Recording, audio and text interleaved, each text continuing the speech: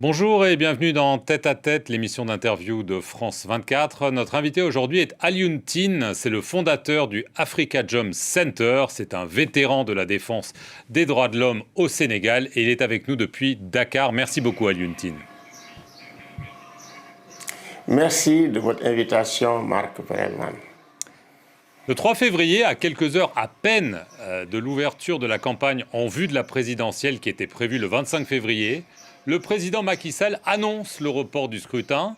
2 jours plus tard, l'Assemblée nationale vote un report de cette élection présidentielle désormais prévue le 15 décembre. Et l'Assemblée adopte aussi le maintien de Macky Sall au pouvoir jusqu'à la prise de fonction de son successeur. Beaucoup parlent de coup d'État institutionnel. Qu'est-ce qui s'est passé ce jour-là, à vos yeux, Alioune Tine? Écoutez, tout le monde a eu l'impression de la transgression qu'il ne fallait pas faire, c'est la transgression de la limitation de mandat.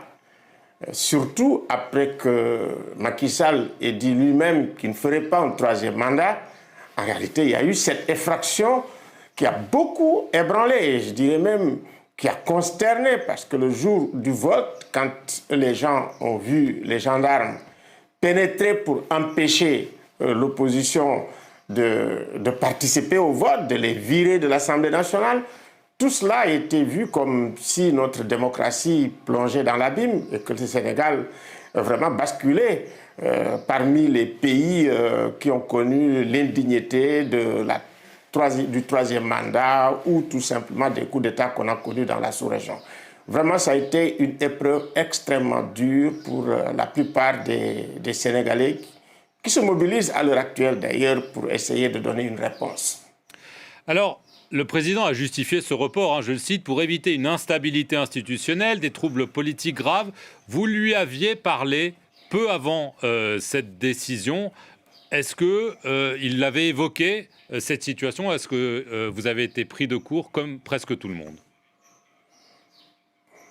Moi, j'ai été pris de court parce que le président qui a lui-même fixé la date de l'élection de façon souveraine, qui a dit que la décision du Conseil constitutionnel était sacrée, que personne ne pouvait revenir sur cette décision. Il l'a dit d'ailleurs à des candidats qui ont été quand même, disons, qui n'ont pas pu passer l'épreuve du parrainage, qui contestaient les parrainages. Il a été très clair. Mais maintenant, la suite a beaucoup surpris parce qu'on était à la veille.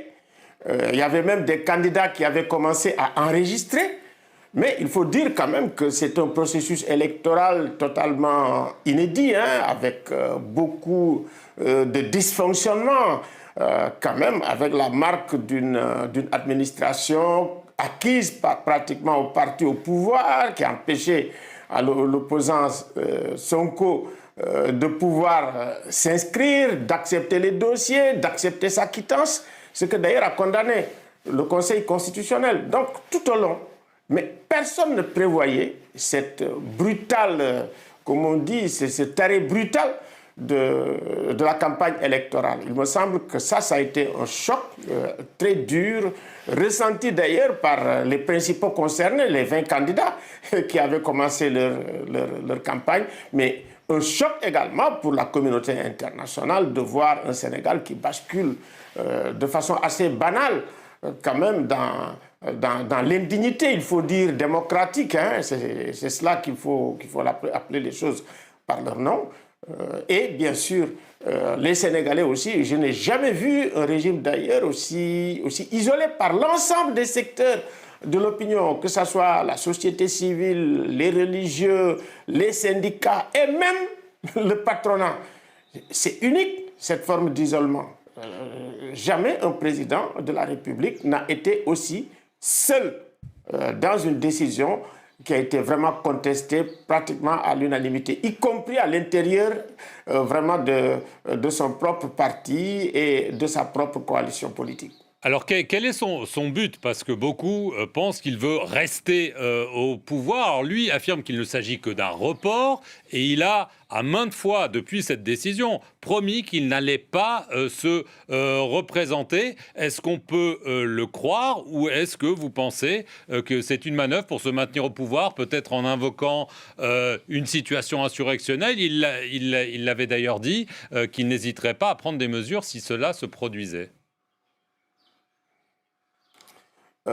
Je pense que ce qui est arrivé, c'est la peur de voir effectivement un autre candidat passer. C'est ce qui n'est pas normal quand on est dans une élection.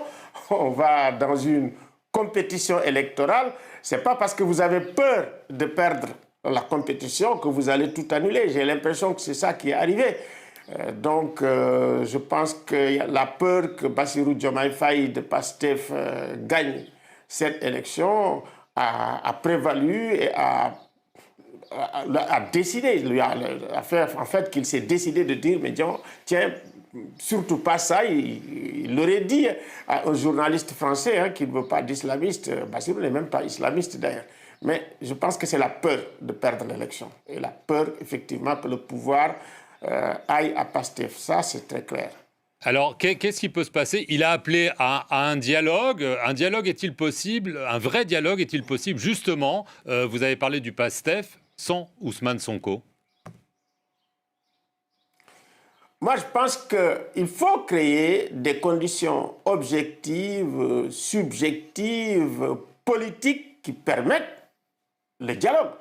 Et moi, ces conditions, c'est la libération de Sonko, la libération de Diomaye, la libération de tous les détenus politiques qui participent effectivement au dialogue de façon libre.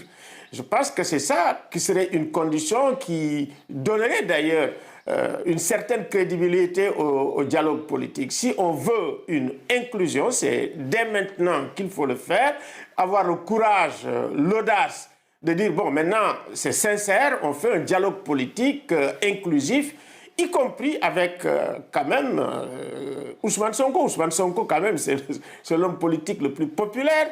PASTEF, c'est un des partis quand même dominants depuis quand même le début de cette crise. C'est entre PASTEF, Ousmane Sonko et Macky Sall qui a été déçu. Donc, il faut aller vers ce qu'on pourrait appeler la réconciliation entre les Sénégalais. Il ne faut pas réconcilier les Sénégalais tant que Sonko et les autres détenus politiques sont en prison. Il faut les sortir, qu'ils participent au dialogue politique si vraiment on veut un dialogue inclusif et sincère. C'est ça la voie qu'il faut prendre avec courage. Alors certains ont évoqué, comme je l'ai dit, un coup d'État institutionnel. Est-ce que vous craignez un coup d'État militaire suite à la nouvelle situation créée par la décision du président? Écoutez, je pense que personne ne veut de coup d'État militaire. Et également, notre armée est une armée républicaine. Personne ne veut aussi de la violence. Mais les gens sont déterminés à lutter, à sortir dans la rue. Ça, c'est à faire des manifestations pacifiques. C'est pour ça que nous allons demander à l'État du Sénégal d'arrêter cette espèce de répression et de violence politique complètement décomplexée et une violence aussi complètement assumée par la gendarmerie, par la police. Nous n'avons jamais vécu une telle violence depuis 2000. Il faut que ça s'arrête. Donc, si les gens manifestent pacifiquement, on peut trouver une solution à la fin. Mais il faut que le pouvoir sache raison garder par rapport à cette question. Les gens vont se mobiliser, les syndicats, la société civile, les religieux, le privé. Il faut les laisser manifester leur colère par rapport à une situation qui est totalement inédite au Sénégal. Alors, est-ce que pour sortir de la crise, il y a une date importante, c'est le 2 avril. Le 2 avril, c'est la fin du mandat de Macky Sall. Est-ce que, par exemple, on pourrait imaginer que pour apaiser la colère que vous exprimez et qui s'exprime, il pourrait peut-être, à ce moment-là, partir à la fin de son mandat, laisser une transition au président de l'Assemblée nationale jusqu'aux élections désormais prévues en décembre. Est-ce que ça vous paraît acceptable ou est-ce qu'il n'y a pas de solution? Ce serait le moindre mal. c'est le tabou de la limitation de mandat. La limitation de mandat, c'est quelque chose d'intangible. S'il le respecte, il me semble qu'un consensus pourrait avoir lieu sur cette base.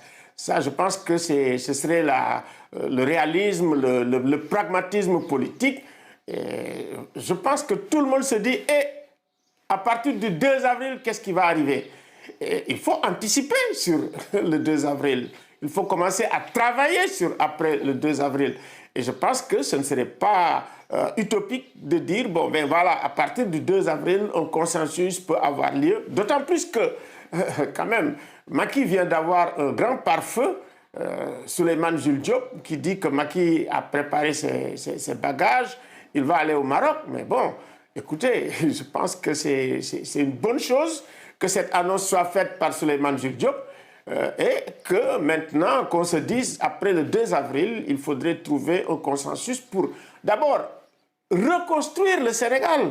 C'est important, reconstruire et refonder les institutions de la République qui ont quand même subi des tensions, des conflits entre elles. On a besoin de redresser, on a besoin de soigner, on a besoin de réconcilier.